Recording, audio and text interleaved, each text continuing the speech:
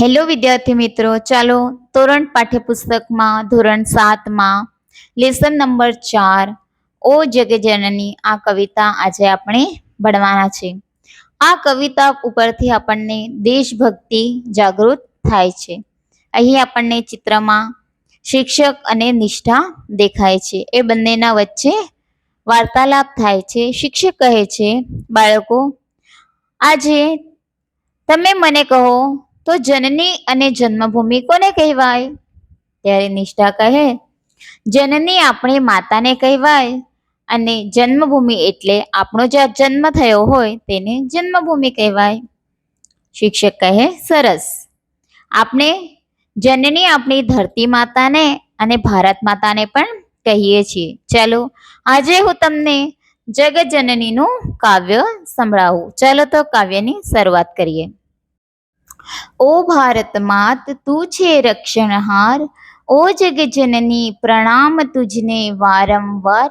અમો બાળ તારા રમતા ખોળે તારા, રમતા રમત યુવાન બન્યા, બાળ તારા વીર બન્યા, ઓ જગજનની પ્રણામ તુજને વારંવાર. આ પેરેગ્રાફમાં કહેવામાં આવ્યું છે, ઓ ભારત માતા, તું છે સૌની રક્ષણહાર, સૌની રક્ષા કરનાર તું જ છે, તું જગજનની છે. તને પ્રણામ છે, તને વારંવાર પ્રણામ છે. અમે તારા બાળક છે અને તારા ખોળામાં જ, ધરતીના ખોળામાં જ આપણે રમ્યા છે અને રમતા રમત યુવાન બન્યા. અનેક રમતો રમી રમીને અમે તારા માટે યુવાન બન્યા છે, વીર બન્યા છે અને તારા જ કામ માટે અમે બાળક છે એ વીર પુરુષ બન્યા છે. એવું આ પેરેગ્રાફમાં કહેવામાં આવ્યું છે. પોષણ આપ્યું બાળપણમાં, શિક્ષણ આપ્યું ભોળપણમાં, શિક્ષણ સંસ્કાર લઈને આજ બન્યા યુવાન તારે કાજ. આ પેરેગ્રાફમાં કહેવામાં આવ્યું છે કે પોષણ આપ્યું બાળપણમાં. જ્યારે અમે નાના હતા ત્યારે અમારો ગુજરાન જે છે, ગુજારો તે ચલાવ્યો છે. શિક્ષણ આપ્યું ભોળપણમાં.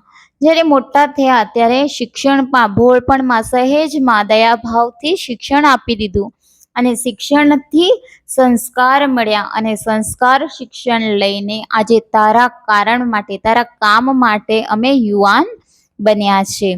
રક્ષણ માતૃભૂમિનું કરશું, જય જયકાર માતૃભૂમિનો કરશું, ગાંધી સરદાર જેવા થઈશું, સુરવીરતાથી આગળ વધશું. આગળ કવિએ કહ્યું છે કે રક્ષણ માતૃભૂમિનું કરશું.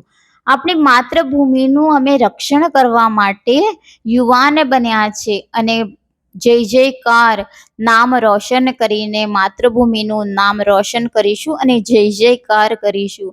ગાંધીજી અને સરદાર જેવા અમે વીર પુરુષ બનશું અને આગળ અમારા દેશનું નામ જે છે એ રોશન કરીશું. સુરવીરતાથી આગળ વધશું.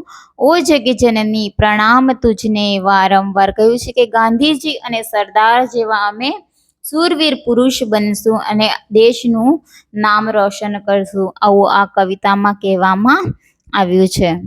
આ કવિતામાં બાળક જે છે એ મોટું થઈને દેશની રક્ષા કરવા ચાહે છે અને વીર પુરુષ બનવાનું ઈચ્છે છે. માતૃભૂમિનું રક્ષણ કરીને એનો જય જયકાર કરવાનું ઈચ્છે છે. ધન્યવાદ.